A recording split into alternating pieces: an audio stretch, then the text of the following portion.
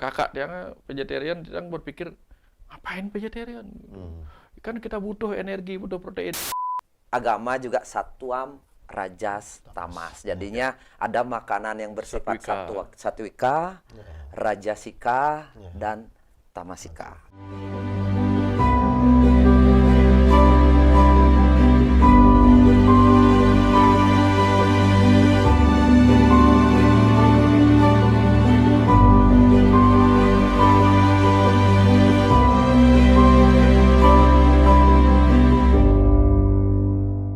Om Swastiastu, Pak Dokter, Pak Putu, salam rahayu, sareng sami, pokoknya di mitos ya.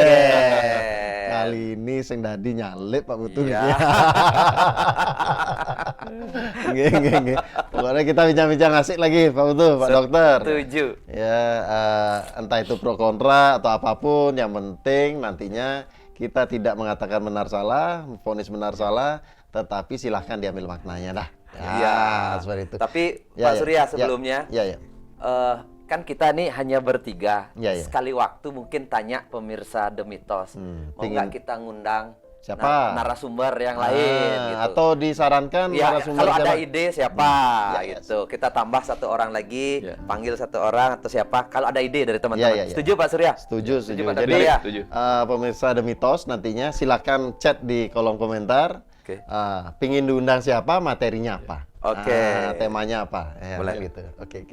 Nah sekarang gini nih, tema hari ini saya gini, ada pertanyaan dan pro kontra nih di masyarakat.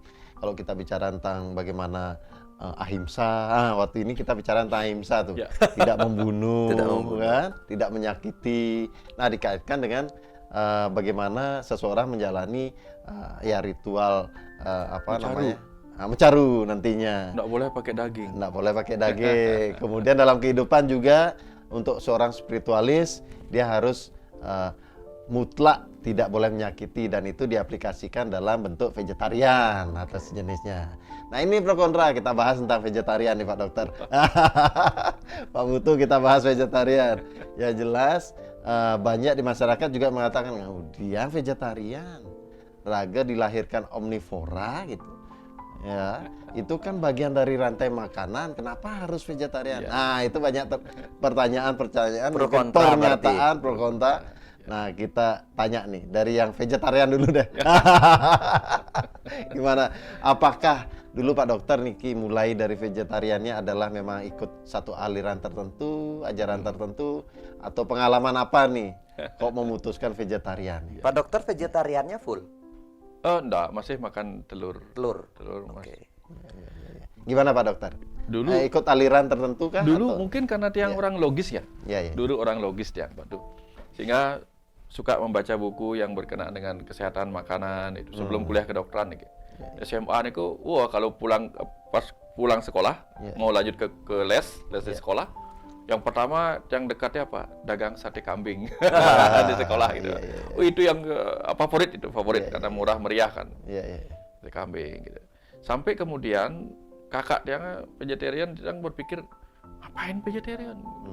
Kan kita butuh energi, butuh protein, bla bla bla gitu. Tapi suatu ketika itu tahun 89 setamat SMA 20 Mei itu pas ulang tahun Seketruna pemuda yang di Banjar ulang tahun pertama. Dan itu rencananya kita potong kambing dan potong penyu untuk pesta malamnya. Zaman itu masih boleh ya? Masih boleh, masih ada penyu waktu itu. Nah, tiang datang lebih awal ke Banjar sebelum penyunya dipotong sama kambing dipotong. Untuk nengok mereka lah, nengok apa yang dilakukan di Banjar. Ternyata nggak ada orang. Yang ada hanya kambing yang diikat dan penyu yang sedang kondisi diam. Dan hari itu tiang amati mau tak kasih makan untuk yang terakhir kalinya. Sambil kasihan sih. Bukan kasihan, nggak ada rasa kasihan, biasa aja waktu itu.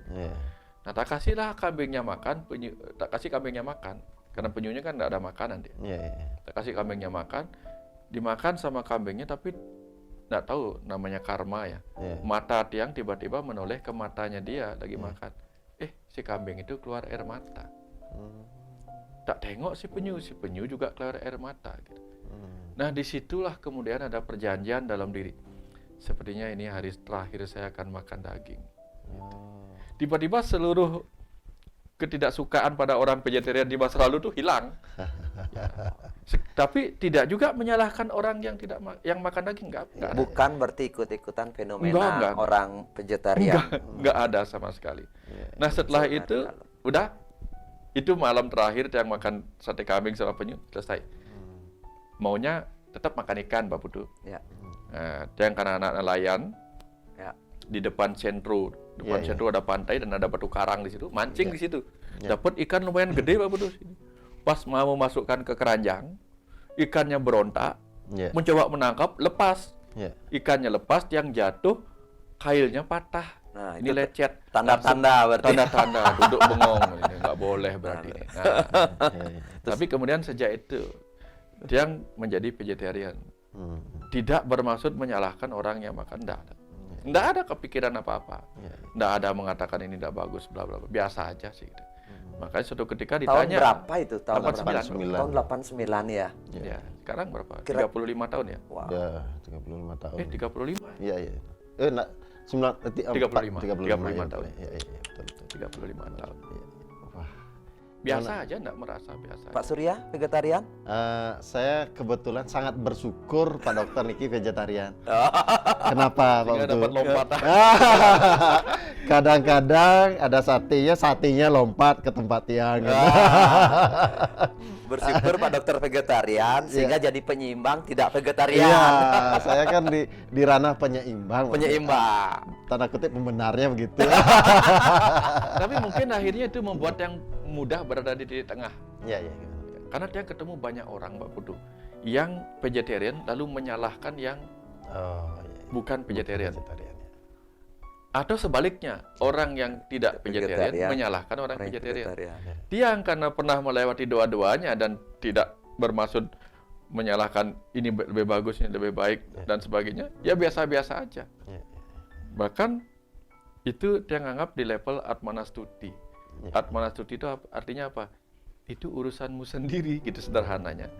Nggak ada hubungannya bahwa ini akan lebih baik. Karena apa? Banyak orang vegetarian masih marah-marah.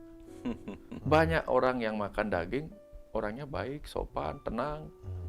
Ya, biasa-biasa saja. Jadi artinya kita tidak bisa mengklaim bahwa ini lebih bagus, itu lebih bagus. Tapi prinsipnya sekali lagi ketika kita kemarin bicara Mahabharata, kuncinya apa? Ikuti panggilan jiwa kita. Kalau kita ikuti panggilan jiwa kita, nggak melihat baik buruk, maka kita tidak akan menyalahkan si A karena dia berbeda dengan kita. Gitu. Apalagi kemudian dikaitkan dengan upacara kayak tadi dia bilang, saya vegetarian, mecarunya harus tidak boleh memakai daging. Bayangkan kalau Pak Putu sama Surya tiang undang makan-makan ke rumah tiang, tiang sediakan tahu dan tempe saja, enak enggak? Enak. Tiang harus menghormati tamu undangan. Ketika tiang mengundang tamu, maka tiang berikan apa yang mereka biasa dapatkan, bukan apa yang biasa tiang ini kan. Nah, sama halnya ketika kita melakukan upacara, butayatnya. Banyak yang tiang amati, mereka mengartikan butayatnya itu adalah korban suci kepada para buta. Buta itu maknanya apa? Hewan-hewan, tumbuh-tumbuhan, sehingga tidak boleh menjadikan hewan-hewan itu sebagai korban pada upacara butayatnya. Yang terjadi demikian. Akhirnya apa? Yang vegetarian mengatakan kalau mecaru tidak boleh pakai hewan. Tidak boleh mengorbankan hewan. Kita harus melakukan apa yang disebut ahimsayatnya. Gitu. Kacau, bingung jadinya. Ya, walaupun memang ada dagingnya dalam bentuk bawang sama jahe ada, Pak Putu. Tetapi apa mungkin kita kumpulkan jahe sebanyak-banyaknya untuk membentuk daging kambing? Nggak mungkin, Pak Putu. Nah, tapi disitulah kita paham. Saya nanti ada pertanyaan, Pak Dokter, terkait dengan pecaruan.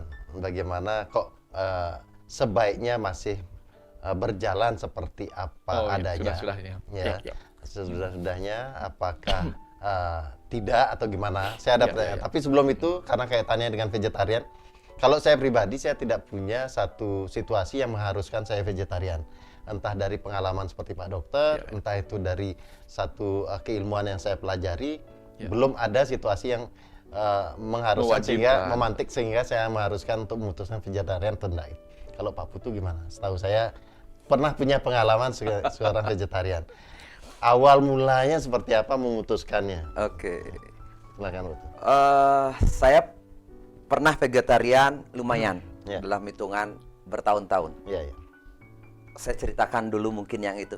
Saya senang bicara tentang di The Mythos ini. Saya bersyukur banyak punya cerita. Ya.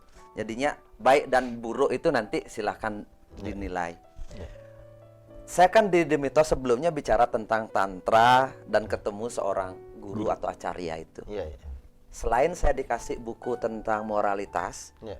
Yama dan Niyama Brata, Iya. saya dapat satu buku tentang vegetarianisme, Oke. bukunya. Iya, iya.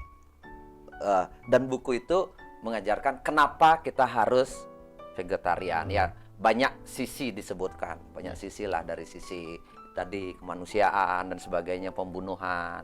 Terus dari sisi kesehatan juga, dari sisi agama juga, satwam, rajas, tamas. Jadinya ada makanan yang bersifat satwika, rajasika, dan tamasika. Jadinya jenis-jenis makanan dikategorikan. Dan ternyata di situ di buku itu disebutkan makanan yang bersifat satwam atau satwika itu adalah makanan non hewani. Iya, iya. Jadinya makanan non hewani. Saya lumayan inspiring waktu itu. Inspiring itu maksudnya terinspirasi untuk menjalankan vegetarian.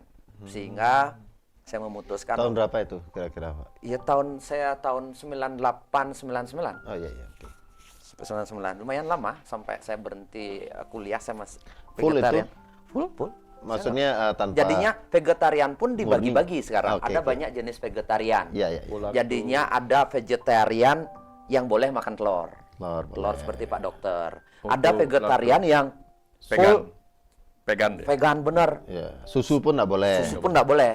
Iya, iya. Ada yang vegetarian boleh susu, boleh dijadiin yogurt, susunya boleh. Iya, iya. Ada yang vegetarian sampai bawang merah, karena disebut ini satwam, rajas, tamas, ini bawang merah, bawang putih Rajas. pun nggak, jamur itu disebut makanan yang bersifat Rajas. rajas. Jadinya pemilihannya adalah hanya memakan makanan yang bersifat satwam. Satwa. Iya, iya.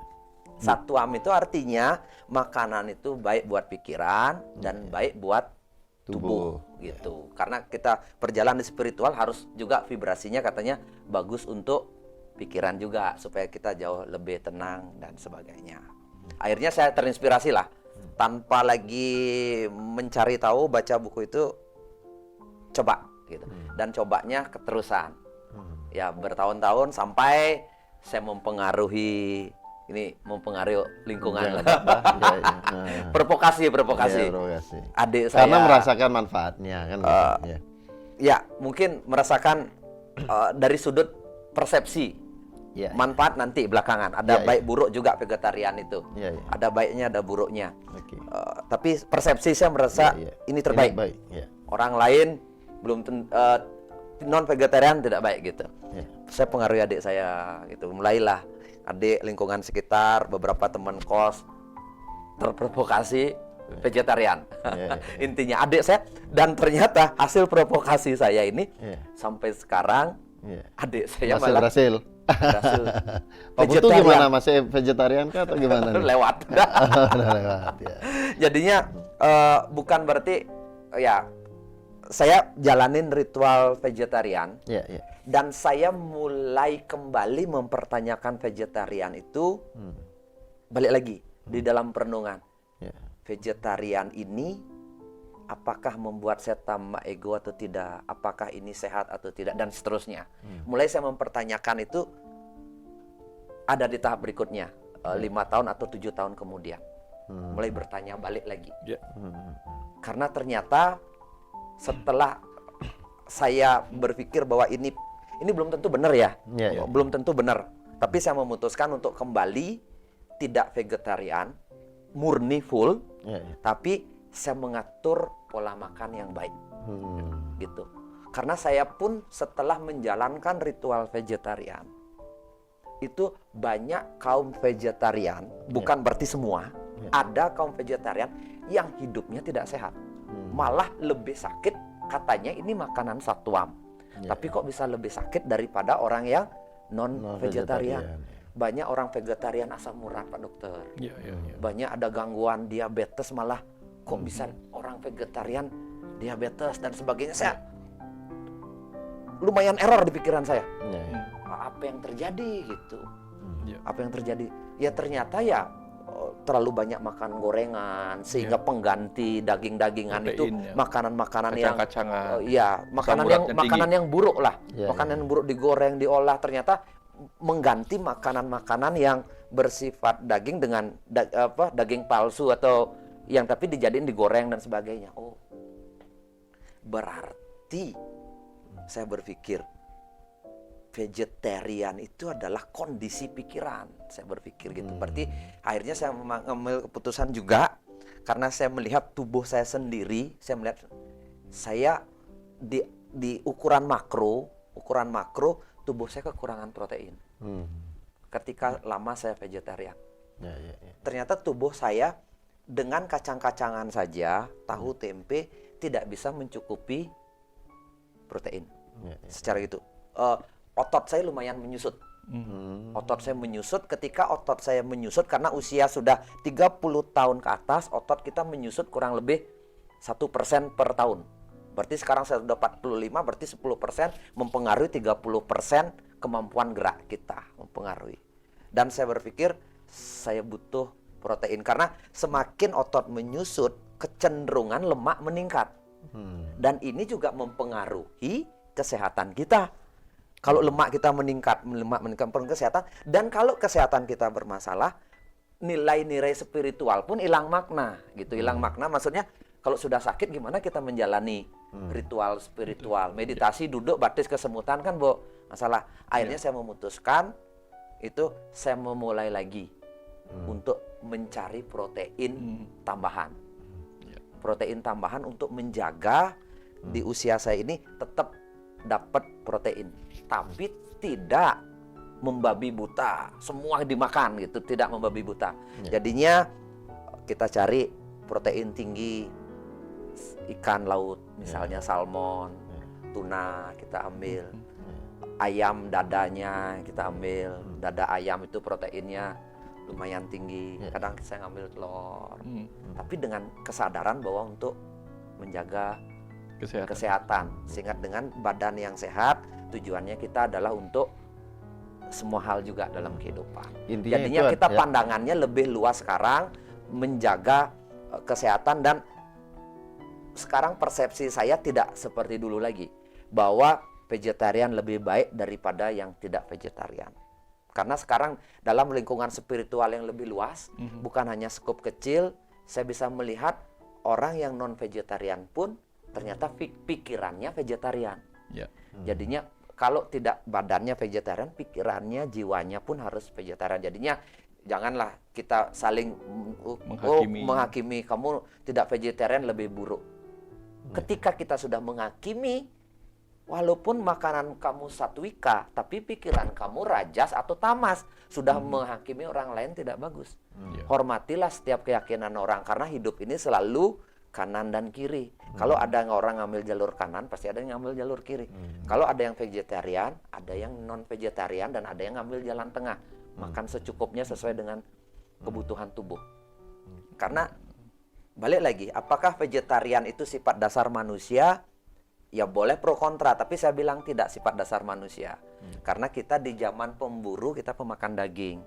Kita pernah di zaman bertani, kita banyak makan buah, sayur, dan biji gitu loh.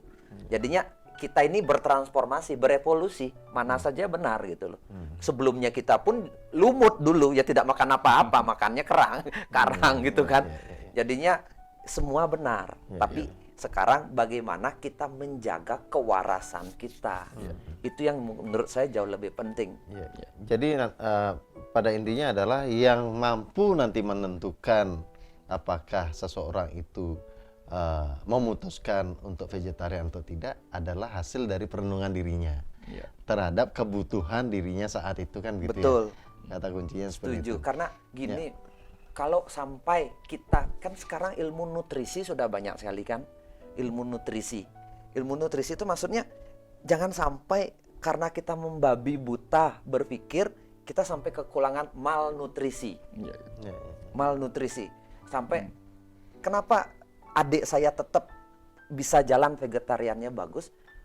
Adik saya sendiri dan bapak saya dan ibu saya vegetarian. Karena saya menjaga juga kedua orang tua saya ini tetap dalam kondisi kebutuhan nutrisi cukup. Saya terus memantau kebutuhan nutrisi mereka. Kebutuhan nutrisi saya tetap, kalau enggak gitu bermasalah pasti. Ya proteinnya harus masuk. Apa ini? Kita harus kreatif mencari protein yang bagus. Kreatif mencari antioksidan yang bagus. Karena kadang-kadang kita di vegetarian itu kita bingung mencari makanan alternatif. Makanya berbagai jenis kita buat makanan yang ya Harus lebih daging-dagingan kreatif palsu lah itu ya. ya kreatif mencari nutrisi, bukan kreatif membuat jenis masakan, bukan. Nah, kita kesalahan Kandungannya. orang vegetarian kan kreatif membuat variasi makanan, tapi sebenarnya bahannya semua sama, gluten-glutenan itu dan sebagainya itu kan. Itu yang jadi ini. Makanya itu pentingnya bagi saya karena spiritual itu harus balik lagi. Spiritual itu harus vegetarian tidak? Saya berpikir pilihan mau vegetarian maupun tidak. Karena tidak semua negara menganut sistem vegetarian dan saya yakin lah surga itu. Kamu vegetarian enggak? Itu pertanyaan pertama mungkin enggak lah. Sang yang siapa itu penjaga surga itu enggak mungkin nanya. Nah, saya agak perluas sedikit Pak Dokter terkait dengan vegetarian yang kita bisa maknai dengan tidak menyakiti ataupun vegetarian tadi adalah mengkonsumsi sesuatu terkait dengan mendapatkan sumber energi kan gitu. Nah, saya masukkan sedikit ke terkait tadi yang saya potong itu terkait dengan pecaruan. Bagaimana menjaga kestabilan energi di satu tempat itu. Mohon sedikit kupas sedikit Pak Dokter, apa sih fungsinya pecaruan itu sedikit dan bagaimana kok nantinya memang setidaknya ya proses pecaruan itu ya kita masih tetaplah lakukan seperti apa adanya, tidak mengganti itu menjadi yang pecaruan vegetarian lah gitu. Gitu gimana Pak Dokter? Ya, kembali kita ingat cerita tentang tantra Bhairava gitu. Bahwa upacara-upacara di Bali itu kan masih erat kaitannya dengan tantra dan Bhairava itu, tantra Bhairava itu.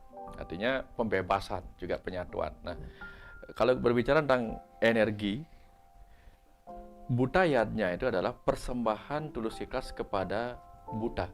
Buddha itu bukan berarti hewan, bukan. Bukan makhluk buta kala, bukan. Buddha itu Panca Maha Buddha.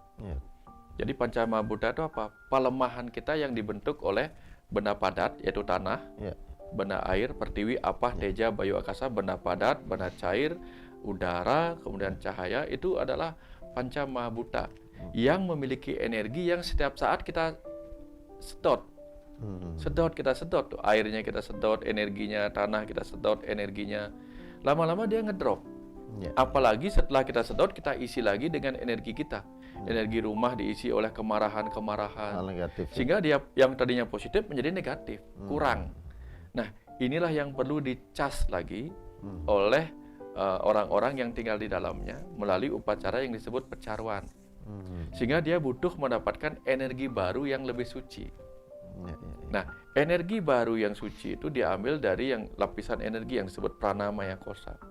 Pranamaya kosa itu diambil dari energi yang terbawa oleh makhluk hidup. Dulu mungkin di zaman itu manusia yang dikorbankan. Ya, supaya energinya tertinggal di sana. Sehingga tubuhnya dikorbankan, tubuhnya sebagai materi, energinya ditempatkan di pelemahan itu untuk mengecas buta itu, lingkungan material itu, buta materi namanya. Nah, kemudian rohnya itu pergi sebagai kecerdasan entah kemana lagi menyatu gitu. Jadi kalau kita mau mecaru itu tentu kita mengambil energi hanya ada pada makhluk hidup. Seperti kalau kita ngecas HP yang drop dengan power bank, jangan ngecas HP yang drop dengan power bank yang juga nggak ada isinya. Apalagi power banknya hanya foto, nggak ada gunanya. Ya, power banknya itu sudah berisi energi, kita ambil energinya. Nah, itulah sebabnya di Bali Mecaru dengan konsep Tantra Bhairava itu diambil dari makhluk-makhluk hidup, hewan-hewan yang hidup. Tapi supaya bukan energi hewani yang tinggal di situ, hewan itu kemudian dinaikkan dalam upacara Mahapada. Sehingga tubuhnya memang tidak berubah menjadi tubuh hewan, tubuh manusia, tubuh hewan itu. Entah kambing, anjing, penyu, kebo, ayam, bebek, dan sebagainya, tidak seperti itu. Dia tetap saja tubuhnya hewan, tapi ruhnya kan bisa dibaptis. Sehingga pranamaya kosanya meningkat lagi dalam upacara Mahapada itu. Proses Mahapada itu tadi. Makanya upacara Mecaru itu pasti ada ngilehang caru. Membawa keliling caru. Supaya apa? Energinya terserap di mana-mana. Terserap kembali ke bawah, ke bumi itu. Dan ada proses tebin. Ya, ngetebin bawah. Artinya ditanamkan. Dipadatkan ke bawah, ke bumi itu. Sehingga energinya berdiam di situ. Karena nanti kita yang akan ngecas energi yang sudah disucikan gitu. Nah, itu kan benda itu, yantranya adalah hewan-hewan itu. Kecerdasan, energi materi, materinya sudah ada sebagai lingkungan, energinya diambil dari makhluk hidup yang sudah disucikan daripada manusia yang dibegitukan. Jadi hewan-hewan yang itu dinaikkan. Nah, itu konsep orang. Nah, kalau boleh nggak ngecas pakai daging kecil? Boleh nggak? Boleh. Tadi kan kita ngecas ganti baterai kita dengan baterai kecil. Cocok dengan itu. Jadi boleh nggak Mecaru tidak pakai daging? Boleh. Tapi jenis carunya apa? Segahan. Kalau carunya segahan, iwaknya apa? Bawang dan jahe. Tapi kalau lebih besar dari itu, jangan bawang dan jahe dijadikan gunung, nggak nyambung dia. Gitu. Jadi kalau kita mau misalnya ngidupkan mobil, boleh nggak kita pakai baterai-baterai kecil? Ya nggak bisa. Aki dipakai. Kalau pakai rumah gimana? Genset boleh. Boleh nggak aki dikumpulkan? Kan tekor kita nanti. Sama dengan kalau lahannya besar, carunya gede, jangan pakai telur sebanyak-banyaknya, nggak nyambung. Efektivitasnya nggak dapat sampai gitu tujuannya. Nah, kalau kita berbicara sebagai ritual ya, ahimsa kita jangan bawa ke sana. Makanya di Bali mereka ada diupacarai. Apakah dengan membunuh binatang itu kita menyakiti mereka? Kembali kepada cerita tadi. Vegetarian itu ada di pikiran. Kita membunuh mereka dengan keinginan menyakiti, apa keinginan untuk menjadikan mereka korban? Dikorbankan, tidak dikorbankan, hewan-hewan itu akan mati. Entah jadi daging, entah mati karena menua atau sakit. Tapi ketika dikorbankan dalam upacara Mecaru, setidak-tidaknya hewan itu pun melakukan sebuah proses pengorbanan. Nah, di kisah Mahabharata itu ada bagaimana Gatotkaca mengorbankan dirinya di ujung senjata kontanya, karena kalau enggak Arjuna yang mati. Gitu. Jadi banyak proses-proses pengorbanan di situ. Abhimanyu harus dikorbankan demi apa? Demi membangkitkan energi semangat berperangnya Arjuna. Kalau Abhimanyu tidak dikorbankan, si Arjuna tidak mau perang. Begitu anaknya mati, dikeroyok rame-rame, kemarahannya, itu energi. Energi kemarahan Arjuna akhirnya apa? Bertempur habis-habisan. Nah, itu contoh bagaimana caru itu berefek.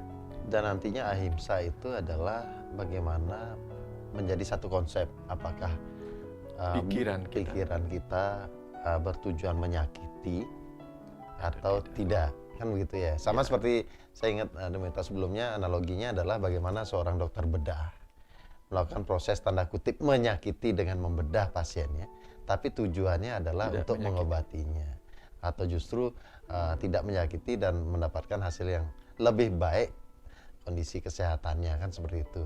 Nah, mungkin juga supaya ada saling saling respect di antara vegetarian ataupun non-vegetarian, mungkin masing-masing juga harus mempunyai atau memaknai ketika dia tanda kutip membunuh untuk memakan, itu hanya berfungsi adalah untuk memasukkan makanan itu sebagai sumber energi, bukan untuk menyakiti atau lain sebagainya, kan seperti itu. Kalau kita nggak makan ya kita yang mati gitu aja. Dan ini lagi Pak Pedu, kan tugas kita adalah membantu semua mengalami transformasi, transendensi. Ya, ya. transformasi ke arah lebih baik gitu. Di masa lalu itu kan kucing, anjing liar semuanya. Lama-lama dia dekat dengan manusia, menjadilah dia makhluk yang disebut makhluk domestik. Dia menjadi anjing piaraan, padahal dulunya dia serigala yang liar dan buas gitu. Kenapa dia berubah menjadi lebih jinak? Karena dia dekat dengan manusia. Iya. Nah, kecerdasan yang ada pada tumbuh-tumbuhan, kecerdasan yang ada pada hewan, seperti Pak Putu sampaikan dulu, kita dulu pernah jadi lumut. Bagaimana kecerdasan itu bisa mengalami transformasi dengan berada di dalam tubuh manusia. Dia dapat pengetahuan-pengetahuan baru. Nah, itulah fungsinya orang makan daging. Sehingga orang makan daging itu, kecerdasan pada sel-sel daging hewan itu masuk ke dalam tubuh manusia yang itu. Dan manusia yang itu melakukan proses peningkatan kecerdasan, peningkatan spiritual, dapat efeknya si kecerdasan dalam sel-sel daging tadi. Jadi masing-masing orang punya tugasnya. Kalau tiang vegetarian mungkin tugas tiang untuk diri sendiri berbeda. Orang itu tugasnya berbeda sehingga dia makan daging. Kalau semua vegetarian, peternak ayam mati. Kita tidak menyakiti ayam tapi menyakiti peternaknya. Ya. Sama saja artinya. Sama menyakiti ya. Menyakiti juga. Ya. Jadi pelajaran ahimsa tidak didapat dengan menyakiti didapat. juga peternak ayam kan begitu Kita jadinya. tidak menyakiti hewannya, menyakiti peternaknya. Kalau ngomong tentang menyakiti, Ya. konsep ahimsa Ya. itu kita bernafas ini banyak pembunuhan terjadi, Pak Surya. Ya, betul. Virus. Apa saja ini Bakteri. kita jalan di kaki, jalan ini di sepatu saya ini banyak binatang kecil yang keinjak mati. Kuman-kuman. Kaplu Mandi. banyak ada Mandi. ini sekarang aja saya gosok-gosok Iya, gini. iya. Banyak ada Bakteri. bakteri kecil-kecil ini di sini tubuh kita mati. Jadinya bukan itu cara menurut saya sih berpikir ahimsa itu. Ya. Itu ahimsa itu ya jauh lebih dalam daripada itu. Jadinya sebisa mungkin kita menjaga kasih sayang terhadap sesemua ini, bukan hanya dari konsep ritual makan memakan tadi. Bukan membunuh atau tidak membunuh ya. Bukan membunuh atau tidak membunuh. Ya kalau kita tidak makan, ya sayur pun makhluk hidup. Ya. Pembunuhan juga kan? Sayur makhluk hidup. Ya. Apa yang tidak makhluk hidup yang kita tidak makan? Masa kita makan batu? Ya kan nggak mungkin. Cuma sekarang bagaimana kita menjaga pertumbuhan spiritual kita dengan tetap menjaga kesehatan tubuh. Itu nomor satu. Nomor dua, bagi yang vegetarian jangan menjelekkan yang non vegetarian. Ekonomi hidup karena sebagian besar orang non vegetarian. Ya. Ekonomi hidup. Semua bisnis itu 80% bisnis itu non, ya kita bilang ya sapi, babi apa segala macam makanan-makanan non vegetarian itu kan ada. Itu kan ekonomi berputar tinggi kan dari faktor itu, ya itu yang membuat juga hidup gitu. Tapi bagi yang melihat vegetarian juga buruk, ya lihatlah mereka belajar hidup sehat. Lihatlah mereka mengurangi emisi gas di di bumi ini. Itu banyak sisi. Jadinya yang terpenting itu saling menghormati satu dengan yang lainnya. Saya sama kayak di Surabaya dulu kan, di Jawa lah, saya beberapa titik di Jawa itu ya kita di kalangan muslim ya hati-hati kalau kita makan babi gitu loh. Maksudnya jaga dikit, hormati mereka yang muslim gitu pastilah. Kalau kita di teman-teman vegetarian, ya saya kadang-kadang ikut vegetarian. Di komunitas vegetarian ya saya tidak akan kesana ucul-ucul bawa makanan yang mengganggu mereka gitu. Tapi kalau saya di sesama pemakan segala gitu dengan Pak Surya, ya kita nikmati itu. Jadinya saling menghormati ini jauh lebih penting gitu. Saya biasa ikut vegetarian, dan kalau saya di Jawa ya saya tidak makan daging babi gitu loh. Kalau di sini ya sekali-sekali makanlah sama teman gitu. Apalagi hari raya ya. Hari raya, apalagi teman yang dari Medan datang, ya mereka sengaja ke sini minta cari iga bakar gitu. Ya saya temenin segala sesuatu. Di situ yang membuat kita keharmonisan itu terjadi. Jangan egosentris di masing-masing titik ini tercipta gitu loh. Ini haram, ini halal. Habis itu ini boleh, ini teman ini vegetarian. Jadinya ada kelompok-kelompok, dan inilah yang menciptakan sektarian baru. Itu yang menyebabkan di Bali kadang ada gesekan yang sekte ini tidak boleh karena menjelekkan ini kan, akhirnya seperti itu. Keharmonisan itu yang menurut saya yang harus kita jaga. Yang paling penting di situ. Ya. Terlepas dari apapun pilihan. Betul. Konsep kita selalu diingatkan oleh orang tua. Terlebihkah beten biu, belahan paning belahan pasu, bilinggah hajak liu, ada kene ada gitu. Sehingga dengan begitu luasnya bumi yang sempit ini, gitu. Kita harus maklum bahwa ada orang vegetarian, ada orang non vegetarian. Apapun itu jangan diganggu. Ibu saya kan sakit keras, Pak. Mah itu sampai pingsan berkali-kali, masuk rumah sakit, operasi itu. Ternyata berhenti makan daging, sembuh. Tuh. Berarti kan bagus. Saya justru kurang daging. Iya, harus makan daging baru stabil lagi. Jadinya balik lagi. Yang benar yang mana gitu. Semua benar bagi saya pikir. Terus apakah saya dengan makan daging menjadi lebih jahat sekarang karena makan satwa? Saya pikir juga biasa saja gitu, tetap normal ya. Semua benar pada porsinya. Lihatlah komposisi tubuh kita, apakah kita butuh atau tidak. Kebutuhan ini, dharmanya tubuh kita apa. Gitu. Kisah ini sebenarnya sudah ada juga antara vegetarian non vegetarian itu. Dalam kisah zaman dulu ada kisah yang namanya bubuk sah gagak aking gitu. Nah ini baru. Yang satunya itu adalah vegetarian, yang satunya pemakan semua gitu. Tapi kemudian ketika mereka meninggal sama-sama, justru apa? Yang pemakan semua itu gemuk. Nah, mereka kan yang satu bertapa, tidak makan apa-apa, yang satu makan segala macam gitu. Yang ini vegetarian nggak makan apa-apa selain makanan yang diperolehkan. Jadi dia kurus. Yang ini makan semua gemuk. Nah, suatu ketika datanglah harimau. Dia nggak tahu harimau itu siapa, mungkin penjelmaan apa. Datang harimau itu mau minta makan gitu. Si kurus ini bilang, si pertapa kurus ini bilang, jangan makan aku nggak ada apa-apanya.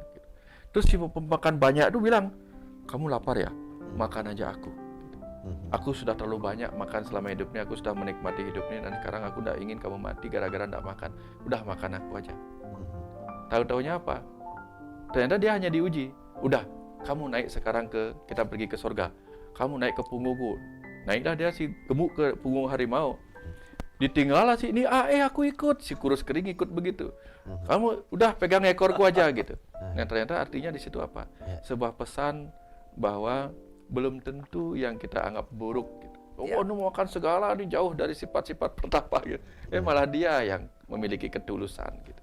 Itu pesan moralitas yang tinggi sekali di zaman itu. Luar biasa sekali Pak Dokter penutupnya. Jadi apapun pilihan, keyakinan itu sesuaikan dengan kondisi diri. Betul, saya dan setuju. Yang terpenting adalah bagaimana kita saling menghargai keputusan masing-masing, bagaimana kita menghargai keyakinan masing-masing, sehingga terciptalah keharmonisan. Ya, kadang-kadang kita kan tidak bisa tebak siapa yang masuk surga atau tidak kan dengan cerita kayak tadi. Karena ada juga cerita itu orang supir ugal-ugalan. Itu ternyata mati semua setelah supir ugal-ugalan gitu. Terus tanya, ternyata yang supirnya ini masuk surga, yang lainnya gitu. Ya, kenapa supir ini masuk surga gitu loh? Karena si supir inilah yang membuat kamu berdoa. Iya, sebelumnya kamu nggak pernah berdoa semua. Jadinya ketika ugal-ugalan mau tabrakan ya Tuhan gitu semua berdoa. Kita nggak bisa tebak yang begitu kan. Iya. Karena ini cerita, Pak Dokter cerita, Pak Putu, saya juga punya cerita. Hal yang sama.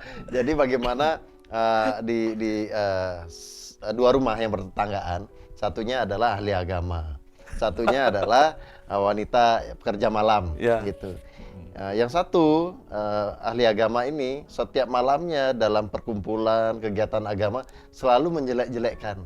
Itu lihat gimana mungkin seorang yang kerja malam itu akan dapat surga.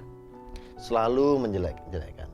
Nah di sisi yang lain, memang karena kebutuhannya, situasinya pekerja malam ini mengharuskan dia dalam pekerjaan itu, tetapi di dalam hatinya selalu dia berharap, seandainya saya menjadi itu. Ya, kapan saya bisa? Dan dia mendoakan orang-orang yang ada di sana, kapan saya bisa, semoga dia mendoakan. Hal baik-baik ya. Mendoakan hal-hal baik terjadi di tetangganya yang ahli agama. Nah, ketika saatnya tiba, Sama-sama mati. sama-sama mati. Nah, ternyata yang masuk adalah pekerja malam ini. Karena di balik hal yang negatif selalu ada terbesit hal-hal positif, mendoakan, pelayanan dan hal positif lainnya. Ternyata Ya, vegetarian apa enggak atau tentang cerita tadi Ya, ya. itu kuncinya ada pada pikiran atau mind. Betul. Berarti perlu mind development. Main dep. Sebenarnya itu jok-jok segar supaya kita ya. tetap berpikir waras. Ya. Makanya ingatlah sama produk-produk paras. Nggak mau kalah saya. Karena kita harus ingat bahwa vegetarian apa tidak itu kita tinggal semua di rumah semesta. Makanya pulanglah ke rumah semesta. Nanti di deskripsi ada link untuk pembelian buku Rumah-Rumah Semesta. Susma. Jadi intinya adalah kita sikapi perbedaan dengan fun, ya. Kita sikapi dan kita maknai dengan bagaimana kita sudah memaknai. Lagi sekali ya, campur. gimana? Dan ternyata Ya, gimana? membiarkan diri sendiri kita unik dengan menghormati orang lain juga, Ya. bahwa dia orang lain juga unik dengan apapun pilihan hidupnya, Ya. itu adalah salah satu pencapaian tertinggi di jalan tantra, Pak Putu. Bhairawa Tantra mengajarkan apa? Jadilah kamu unik bagi dirimu sendiri dan biarkan orang lain unik dengan dirinya sendiri. Setuju. Apapun pilihannya, hormati. Apapun pilihanmu, hormati. Lagi-lagi kita bicara tentang jalan tantra. Betul. Makanya ini jalan mind development, saya jalan kewarasan, ini kembali pulang ke rumah semesta. 3 menjadi 1.